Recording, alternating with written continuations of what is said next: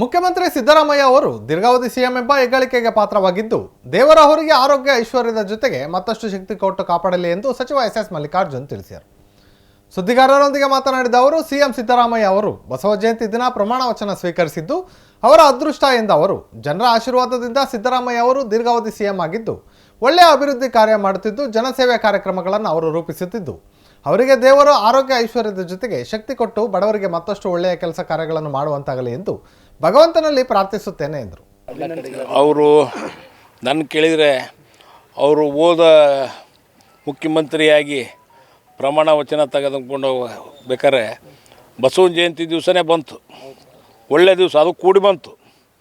ಅದು ಅವರ ಅದೃಷ್ಟ, ಮುಖ್ಯಮಂತ್ರಿಗಳ ಅದೃಷ್ಟ ಮತ್ತು ಅವರ ಒಂದು ಜನಗಳ ಒಂದು ಆಶೀರ್ವಾದದಿಂದ ಇವತ್ತು ದೀರ್ಘಕಾಲದ ಮುಖ್ಯಮಂತ್ರಿ ಆಗ್ಯಾರ. ಒಳ್ಳೆಯ ಅಭಿವೃದ್ಧಿ ಕಾರ್ಯಗಳನ್ನ ಮಾಡ್ತಾರೆ, ಒಳ್ಳೆಯ ಜನಸೇವೆ ಕಾರ್ಯಕ್ರಮಗಳನ್ನ ರೂಪಿಸ್ತಾರೆ. ಇನ್ನೂ ಹೆಚ್ಚು ಅಭಿವೃದ್ಧಿ ಹೊಂದಲಿ, ಅವರಿಗೆ ಇನ್ನೂ ಹೆಚ್ಚು ದೇವರು ಆರೋಗ್ಯ ಐಶ್ವರ್ಯಕ್ಕಿಂತ ಜಾಸ್ತಿ ಶಕ್ತಿಯನ್ನು ಕೊಟ್ಟು ಅವ್ರಿಗೆ ಇನ್ನೂ ಹೆಚ್ಚು ಕೆಲಸ ಕಾರ್ಯಗಳನ್ನ ಬಡವರಿಗೆ ಒಳ್ಳೆಯ ಕೆಲಸ ಕಾರ್ಯಗಳನ್ನ ಮಾಡಲಿ ಅಂತ ನಾನು ಈ ಸಮಯದಲ್ಲಿ ಭಗವಂತನ ಪ್ರಾರ್ಥನೆ ಮಾಡ್ತೀನಿ. ಅವರು ನನ್ನ ಕೇಳಿದರೆ ಅವರು ಓದ ಮುಖ್ಯಮಂತ್ರಿಯಾಗಿ ಪ್ರಮಾಣ ವಚನ ತೆಗೆದುಕೊಂಡು ಬೇಕಾದ್ರೆ ಬಸವನ ಜಯಂತಿ ದಿವಸನೇ ಬಂತು, ಒಳ್ಳೆಯ ದಿವಸ, ಅದು ಕೂಡಿ ಬಂತು.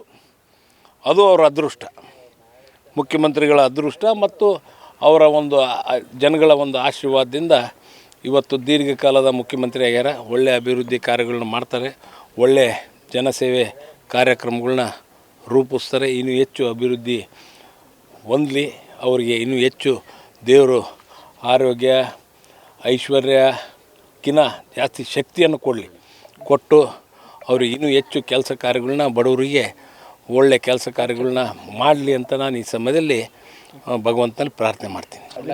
ಅವರು ನನ್ನ ಕೇಳಿದರೆ ಅವರು ಓದ ಮುಖ್ಯಮಂತ್ರಿಯಾಗಿ ಪ್ರಮಾಣ ವಚನ ತೆಗೆದುಕೊಂಡು ಬೇಕಾದ್ರೆ ಬಸವನ ಜಯಂತಿ ದಿವಸನೇ ಬಂತು, ಒಳ್ಳೆಯ ದಿವಸ, ಅದು ಕೂಡಿ ಬಂತು.